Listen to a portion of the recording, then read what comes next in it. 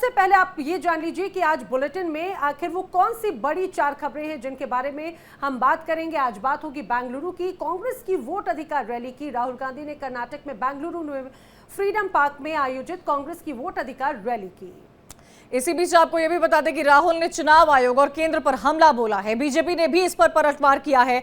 दूसरी खबर का रुख करते हैं जिसमें बात होगी हिंदी सिनेमा की फेमस एक्ट्रेस हुमा कुरैशी के चचेरे भाई की, आसिफ कुरैशी की, जिसकी हत्या कर दी गई है। घटना दिल्ली के निजामुद्दीन के जंगपुरा भोगल बाजार लेन की है, जहां पार्किंग विवाद को लेकर यह पूरा हंगामा हुआ। हुमा कुरैशी के चचेरे भाई की हत्या का सीसीटीवी फुटेज भी सामने आया है। ये पूरी खबर तो आगे हम आपको बताएंगे। तीसरी बड़ी खबर होगी उत्तराखंड के धराली से आई तबाही की तस्वीरों की, जो आज चौथे दिन भी लगातार तस्वीर सामने आ रही है। ऑपरेशन जिंदगी जारी है। क्या अपडेट है, पूरी खबर होगी आगे विस्तार से। अगली खबर आपको बताएंगे जिसमें बात करेंगे फिल्म उदयपुर फाइल्स की। कन्हैया लाल हत्याकांड पर बनी फिल्म उदयपुर फाइल्स को लेकर चल रहे लंबे विवाद के बाद अब फाइनली फिल्म जो है वो रिलीज हो रही है। क्या चर्चा हो रही है, क्या बातें हो रही है, ये तमाम चीजें आपको दिखाएंगे। ये 4 बड़ी खबरें मेरे और नैना के साथ आप देखेंगे अगले आधे घंटे। विस्तार से आपको दिखाएंगे कि इस वक्त इन 4 खबरों पर आखिर क्या मंथन किया जा रहा है। तो ये 4 बड़ी खबरें आपको आगे विस्तार से बताएं, लेकिन उसके पहले सबसे पहले बात कर लेते हैं लोकसभा में नेता विपक्ष और कांग्रेस नेता राहुल गांधी की, जिन्होंने चुनाव में वोट चोरी का एटम बम फोड़ने के दूसरे दिन बेंगलुरु में चुनाव आयोग और बीजेपी पर जमकर हमला बोला है। इसी बीच आपको यह भी बता दें कि राहुल गांधी ने वोट चोरी को संविधान के साथ धोखा बताया है। बेंगलुरु की कांग्रेस रैली में राहुल गांधी ने महाराष्ट्र, हरियाणा, कर्नाटक के चुनाव में गड़बड़ी का भी आरोप का जिक्र किया है। उन्होंने कहा है कि पूरे देश में वोटों की चोरी हो रही है, संविधान पर हमला करने वाले नहीं है। बताएं, पिछले 1 हफ्ते से लगातार कांग्रेस नेता राहुल गांधी भारत में चुनावी हेराफेरी के सबूत के तौर पर एक परमाणु बम पेश करने का वादा और दावा करते रहे थे, लेकिन अब इस पूरे मामले में बीजेपी की तरफ से जवाबी हमले भी शुरू हो गए हैं। केंद्रीय मंत्री भूपेंद्र यादव ने राहुल गांधी को निशाने पर लेते हुए उन पर पलटवार किया है। लोकसभा का चुनाव हुआ, उसके बाद महाराष्ट्र का चुनाव होता है। लोकसभा में हमारा गठबंधन महाराष्ट्र के चुनाव को जीतता है और फिर 4 महीने बाद बीजेपी महाराष्ट्र में विधानसभा जीतती है। हमने पता लगाया तो पता लगा कि 1 करोड़ नए वोटरों ने वोट किया विधानसभा में। 1 करोड़ नए लोग जिन्होंने लोकसभा में अपना वोट नहीं डाला था, जादू से ये विधानसभा में वोट डालने निकल आए। और जहां भी ये नए वोटर आए वहां पर बीजेपी चुनाव जीती। हमारे गठबंधन के वोट कम नहीं हुए और सारे के सारे जो वोटर बढ़ाए गए वो बीजेपी के खाते में गए। उस दिन हमने डिसाइड किया कि कुछ ना कुछ दाल में काला है। कर्नाटक में हमारी जो सर्वेस थी, हमारी जो पोलिंग थी, हमें 15 या 16 सीट दे रही थी। चुनाव आयोग से हम वोटर लिस्ट मांगते थे, electronic soft copy voter list की मांगते थे, वो मना कर देते। वीडियोग्राफी मांगी, उन्होंने नहीं दी और फिर कानून बदल दिया। फिर कहा कि 45 दिन के अंदर, 45 दिन के बाद वीडियोग्राफी को रद्द खत्म कर देना चाहिए, डिस्ट्रॉय कर देना चाहिए। तो एक लोकसभा में हमने अपनी एनालिसिस शुरू की, बेंगलोर सेंट्रल की लोकसभा, और उसमें हमने एक विधानसभा चुनी, महादेवापुरा। और आपने मेरा कल प्रेस कॉन्फ्रेंस देखा होगा, उसमें हमने 100% साबित कर दिया है कि इलेक्शन कमीशन और बीजेपी ने मिलकर आपसे, कर्नाटका से लोकसभा चुराई है। राहुल गांधी जी कितना बड़ा झूठ तैयारी करके बोल सकते हैं, बिना तैयारी तो कर ही नहीं होगी। इतना बड़ा प्रेजेंटेशन दिया था, आपको सुनकर के उनका बुनियादी वाक्य था महाराष्ट्र में 1 करोड़ वोट बढ़े। मेन बुनियाद तो यही है उनके भाषण की। इलेक्शन कमीशन ऑफ इंडिया की वेबसाइट पर है, 2024 में महाराष्ट्र विधानसभा में वोटर थे 9,71,41,289। आप लोग भी जाके देख सकते हैं। Again, I will repeat, 99,71,41,289. Lok Sabha में ये हुए 9 करोड़, लोकसभा में थे 9 करोड़, लोकसभा में थे 9 करोड़ 30,61,760. तो लोकसभा और विधानसभा के बीच में 40 लाख वोट बढ़े. राहुल गांधी 1 करोड़ बता रहे, तो 60% का मार्जिन हो गया. तो क्या आगे से वो कुछ भी चीज बोले तो उसको 60% माइनस करके समझा जाए? क्योंकि 60% का मार्जिन का झूठ तो वो अपने पहले सेंटेंस में बोल रहे हैं. तो पिछले एक हफ्ते से कांग्रेस नेता राहुल गांधी चुनावी हेराफेरी का जिक्र कर रहे थे. इसी पर हमारी संवाददाता दृष्टि जुड़ गई है. सीधा दृष्टि का रुख करते हैं. दृष्टि, चुनाव आयोग पर आरोप, चुनाव पर आरोप लग रहा है, तरह तरह की बातें यहां पर सामने आ रही है, चुनावी हेराफेरी के सबूत यहां पर मांगे जा रहे हैं. क्या इस वक्त जिस तरह से जो हमलावर रुख अख्तियार किया था राहुल गांधी ने, बीजेपी भी पूरी तरह से पलटवार करती हुई नजर आ रही है? देखिए, बिल्कुल राहुल गांधी ने जिस तरह पहले से भी वोटर लिस्ट में गड़बड़ी होने के संकेत दिए थे, चुनाव आयोग के पास पूरा महागठबंधन गया था. और कल जो आज जो बेंगलोर में रैली हुई है उसमें राहुल गांधी ने ये कहा है कि मैं एक बम फोड़ने वाला हूँ, और वो बम उन्होंने आज फोड़ दिया है. उन्होंने कई सवाल ऐसे हैं जो पूछे हैं चुनाव आयोग से.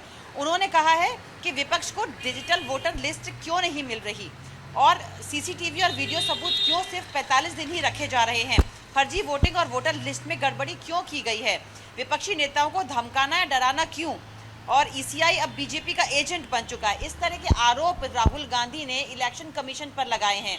और उन्होंने ये गौरव गोगोई ने भी ये कहा है कि अगर ऐसा कुछ है, राहुल गांधी अगर कुछ बात को बता रहे हैं तो उसमें सच्चाई है और इलेक्शन कमीशन को इसका जवाब देना चाहिए, छिपना नहीं चाहिए. हालांकि इस पर आज भूपेंद्र यादव ने एक प्रेस कॉन्फ्रेंस की और उन्होंने ये भी कहा, उन्होंने कहा कि राहुल गांधी तथ्यों को नहीं जानते और इस तरह की बातें चुनाव आयोग जैसी संवैधानिक संस्था के लिए बोलना अच्छा नहीं है, सही नहीं है. आप संवैधानिक संस्था पे, जो कि चुनाव कराती है, लोकतांत्रिक संस्था पे इस तरह की भाषा नहीं इस्तेमाल कर सकते. आप इस तरीके से अधिकारियों के बारे में बोल नहीं सकते.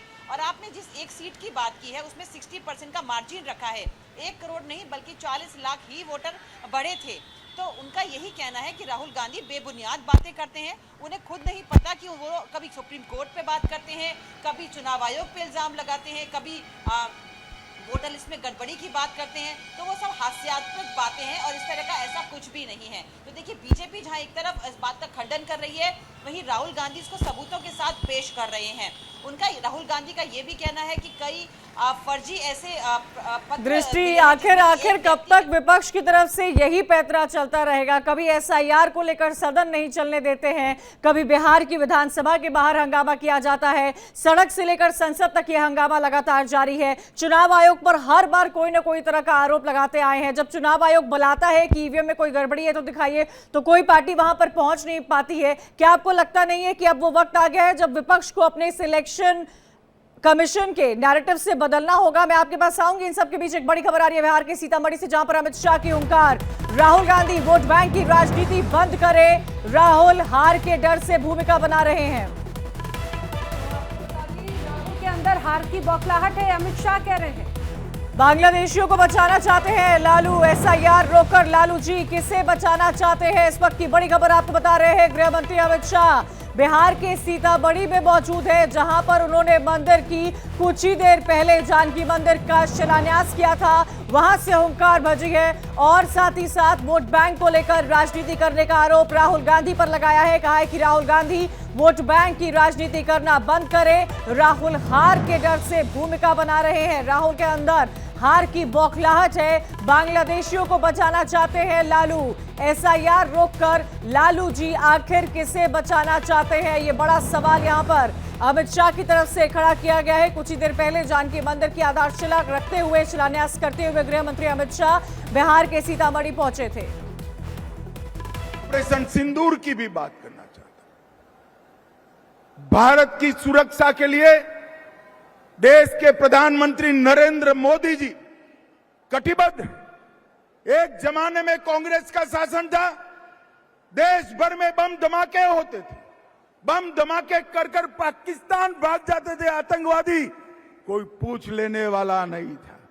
मोदी जी की सरकार आई, उरी में हमला किया, हमने सर्जिकल स्ट्राइक किया। पुलवामा में हमला किया, हमने एयर स्ट्राइक करा। और पहलगाम में हमला किया, ऑपरेशन सिंदूर चलाकर पाकिस्तान के घर में घुसकर आतंकवादियों का सफाया। और एक कांग्रेस पार्टी एंड लालू, ये लालू एंड कंपनी पार्लियामेंट में ऑपरेशन सिंदूर का विरोध कर रही। मैं पूछने आया हूं मिथिलांचल वाले ने, मोदी जी ने आतंकवादियों को जवाब देना चाहिए या नहीं देना चाहिए? अरे जोर से बोलो, देना चाहिए या नहीं देना चाहिए? ऑपरेशन सिंदूर करना चाहिए या नहीं करना चाहिए? ये लालू एंड कंपनी को मालूम नहीं है, ये नरेंद्र मोदी की सरकार है, भारतीय जनता पार्टी और एनडीए की सरकार है। यहां पर देश की सुरक्षा के साथ खिलवाड़ करने का किसी को अधिकार नहीं है। भाइयों बहनों, बिहार में चुनाव आने वाला है। मैं यहां आया, उसके पहले पूरे अखबार भरे पड़े हैं कि एसआईआर होना चाहिए या नहीं होना चाहिए। अब मैं तो भारतीय जनता पार्टी का कार्यकर्ता हूं, मंच पर सारे एनडीए के लोग हैं, मगर मैं तो जनता को पूछना चाहता हूं, भैया घुसपैठिए को मतदाता सूची से निकालना चाहिए या नहीं निकालना चाहिए? अरे जोर से बोलो, निकालना चाहिए या नहीं निकालना चाहिए? चुनाव आयोग ने एसआईआर करना चाहिए या नहीं करना चाहिए? अरे मुझे बताए लालू प्रसाद जी, किसको बचाना चाहते हो? आज तक चुनाव आयोग ने जो पहली सूची बाहर करी, आपकी पार्टी ने एक भी ऑब्जेक्शन नहीं लिया। कांग्रेस धराली से खबर आ रही है, जहां पर रेस्क्यू ऑपरेशन चौथे दिन भी जारी है। युद्ध स्तर पर राहत और बचाव कार्य चल रहा है। कई लोगों को अब तक रेस्क्यू किया जा चुका है। आपको यह भी बता दें कि चिनूक और MI-17 हेलीकॉप्टर से रेस्क्यू ऑपरेशन जारी है। तो बड़ी खबर, जिस तरह से उत्तरकाशी के धराली गांव में सैलाब आया और अभी भी वहां पर कई लोग फंसे हुए हैं, ऐसा माना जा रहा है। रेस्क्यू ऑपरेशन चौथे दिन भी जारी है। अब सेना लगातार ये कहा जाए युद्ध स्तर पर जुटी हुई है रेस्क्यू ऑपरेशन के लिए। सेना, एनडीआरएफ, एसडीआरएफ की टीमें रेस्क्यू कर रखी हैं। 566 लोग अभी तक रेस्क्यू किए जा चुके हैं। खुद मुख्यमंत्री देखिए किस तरह से पुष्कर सिंह धामी मौके पर भी मौजूद हैं, रेस्क्यू ऑपरेशन पर नजर बनाए हुए हैं। जो प्रभावित हैं, जिनका रेस्क्यू किया गया है, उनसे खुद उन्होंने मुलाकात की। और देखिए कई लोग जो लापता हो गए थे, उनके अपनों से कैसे संपर्क करवाया जा रहा है, ये तस्वीरें आपके सामने हैं। तो उत्तरकाशी के धराली की आप ये तस्वीरें देख रहे हैं, जहां पर युद्ध स्तर पर रेस्क्यू ऑपरेशन किया जा रहा है। तीसरी खबर का आप रुख कर लेते हैं, जो कि उत्तरकाशी से आ रही है। यही खबर आप लगातार देख रहे हैं, जहां पर तबाही का मंजर तस्वीरें रुक रुक कर सामने आ रही है। धराली त्रासदी के बाद बड़े पैमाने पर रेस्क्यू ऑपरेशन चल रहा है। पूरे ऑपरेशन पर सीएम पुष्कर सिंह धामी नजर बनाए हुए हैं, बड़े अधिकारियों के साथ बैठक कर रहे हैं। रेस्क्यू किए गए लोगों से भी सीएम धामी ने मुलाकात की है, बातचीत की है, हर संभव मदद का आश्वासन भी दिया है। तस्वीरें आपके सामने है, रेस्क्यू की टीमें किस तरह जुटी हुई है। सिर्फ एनडीआरएफ, एसडीआरएफ नहीं, बल्कि आईटीबीपी, सेना के आला अधिकारी वहां पर मौजूद हैं। जिन लोगों को रेस्क्यू किया गया है, उनसे खुद सीएम पुष्कर सिंह धामी जो है मिल रहे हैं, उनको आश्वासन दे रहे हैं। हेल्पलाइन नंबर जारी किए गए हैं और इन सब के बीच में लोगों का संपर्क भी कराया जा रहा है। युद्ध स्तर पर ऑपरेशन जिंदगी अब भी जारी है।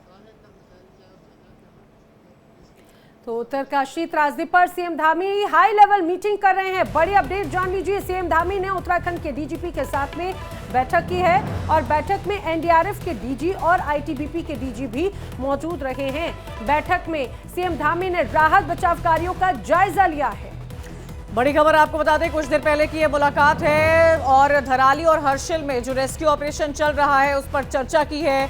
चर्चा में ये समझने की कोशिश की है कि इस वक्त की स्थिति आखिर क्या बनी हुई है, किस तरह से लोगों को रेस्क्यू किया जा रहा है, राहत और बचाव के काम कैसे चल रहे हैं, राहत शिविरों में कैसे लोगों को पहुंचाया जा रहा है। सीएम धामी की हाई लेवल की मीटिंग की तस्वीरें इस वक्त आपको दिखा रहे हैं, जहां पर उत्तराखंड के डीजीपी के साथ इस बैठक में और भी कई आला अधिकारी मौजूद थे। एनडीआरएफ के डीजी और आईटीबीपी के डीजी भी इस बैठक में मौजूद थे। स्थिति ग्राउंड पर कैसी बनी हुई है, इसको समझने के लिए खुद सीएम उत्तरकाशी में मौजूद है। आज मैं ग्रामीण क्षेत्र में आज मैं गया था। आज मैं वहाँ के सारे लोगों से मैंने भेंट भी की है और परेशानी है और बड़ी चुनौतियाँ भी हैं, लेकिन उनका हर प्रकार से हम लोग पुनर्वास करेंगे।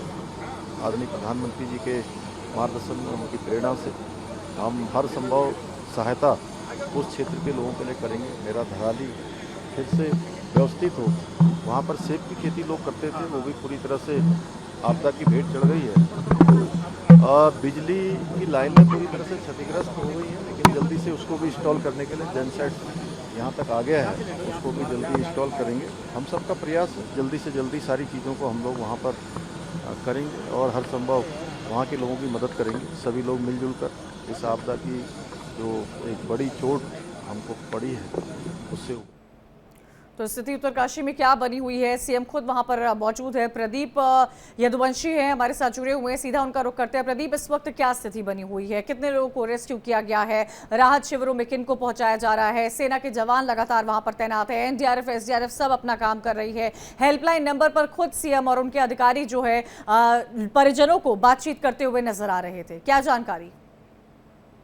जी बिल्कुल, मैं आपको बता दूं, मुख्यमंत्री पुष्कर सिंह धामी के नेतृत्व में इस समय जो रेस्क्यू ऑपरेशन है वो बहुत तेजी से चल रहा है और लगभग अगर बात करें आंकड़ों के हिसाब से तो लगभग अभी 650 और जैसे जैसे रेस्क्यू का टाइम बढ़ता जा रहा है आंकड़े जो है वो रेस्क्यू के बढ़ते जा रहे हैं। फिलहाल 650 लोग और हाल ही में उत्तरकाशी के जो डीएम है, मैं आपको बता दूं प्रशांत आर्य, उनके द्वारा आज एक डेथ को और काउंट किया गया है। लगभग अभी तक इस पूरी घटना में 5 लोगों की मारे जाने की जो है वो बात अभी सामने आई है। फिर भी मैं आपको बता दूं लगातार नए आधुनिक औजारों के साथ जो हमारी टीमें हैं वो लगातार धरातल पर रेस्क्यू अभियान को करने में लगी हुई हैं। वहीं आपको बता दूं मौसम ने फिर अभी करवट बदली है। हाल ही की जो रिपोर्ट अभी सामने आई है उसके हिसाब से लगभग शाम को बारिश होने की संभावना जो है मौसम विभाग ने बताई है। वहीं देहरादून में अभी जोर की बारिश इस समय जारी है। जी प्रदीप, लेकिन सबसे महत्वपूर्ण बात यह है, पहले माना जा रहा था कि जो मौसम है वो रेस्क्यू ऑपरेशन में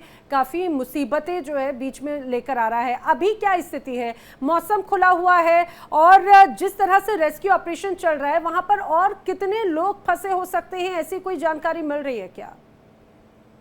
जी मैं आपको बता दूं अभी लोगों के आंकड़े स्पष्ट नहीं हो पाए। स्थानीय लोगों की अगर हम मानते हैं तो आंकड़े जो है अभी बढ़ने की पूरी संभावना है। वहीं अगर हम बात करें कि मौसम की, तो मौसम की स्थिति अभी फिलहाल की स्थिति यह है कि मौसम ने बादल जो है इस समय छाए हुए हैं और किसी भी समय बारिश होने की संभावना जो है वो जताई गई है मौसम विभाग की तरफ से। लगातार बारिश एक मुसीबत तो बनी हुई है, लेकिन युद्ध स्तर पर ऑपरेशन जिंदगी जारी है। तमाम सेना के जवान, एनडीआरएफ एसडीआरएफ की टीमें, आला अधिकारी, स्थानीय लोग तक मदद के लिए आगे बढ़ते हुए नजर आ रहे हैं। शुक्रिया प्रदीप जानकारी देने के लिए। तो देखिए इस वक्त उत्तराखंड में क्या हालात बने हुए हैं, आगे बढ़ते और अब बात करते हैं कन्हैयालाल हत्याकांड की, जो आज की हमारी चौथी बड़ी खबर है, जिस पर आधारित फिल्म उदयपुर फाइल्स शुक्रवार को देश भर के 4500 सिनेमा घरों में रिलीज होने जा रही है। उदयपुर में यह film celebration mall, urban square और लेट सिटी मॉल के एक एक शो में प्रदर्शित की जाएगी। फिल्म को लेकर प्रशासन ने सुरक्षा के विशेष इंतजाम भी किए हैं। भारी विरोध के बाद में आखिरकार ये फिल्म रिलीज हो गई है। फिल्म के रिलीज के पहले हमने देखा था कि जमकर विवाद नजर आ रहा था, अंतरिम रोक लगाई गई थी। 10 जुलाई को दिल्ली हाईकोर्ट ने कुछ संगठनों और एक आरोपी मोहम्मद जावेद की याचिका पर सुनवाई करते हुए रोक लगाई, लेकिन मामला जब सुप्रीम कोर्ट पहुंचा तो 25 जुलाई 2025 को रिलीज की अनुमति दे दी गई। इसके बाद फिर से दिल्ली हाईकोर्ट में इस फिल्म की रोक पर याचिका लगाई गई थी, लेकिन 1 अगस्त को हाईकोर्ट ने केंद्र सरकार को निर्देश दिए कि समीक्षा की जाए और निर्णय लिया जाए। सूचना प्रसारण मंत्रालय ने एक समिति बनाई और फिल्म की समीक्षा की। 6 अगस्त को फिल्म को मंजूरी मिल गई रिलीज के लिए और देखिए अब आखिरकार फिल्म रिलीज हो चुकी है। मूवी रिलीज होने वाली है 8 अगस्त के दिन, तो मैं मेरा भाई और मेरे और भी परिवार के सदस्य इस मूवी को देखने जा रहे हैं और मैं देश की जनता से भी अपील करता हूं कि इस मूवी को देखें और जानें कि हाँ मेरे पिताजी के साथ उस दिन क्या हुआ था 28 जून के दिन, और किस तरीके से देश में आतंकवादियों की जो जड़ें हैं, आतंकवाद की जो जड़ें हैं, किस तरीके से काम कर रही है। इस मूवी के अंदर वो कुछ दिखाया गया है।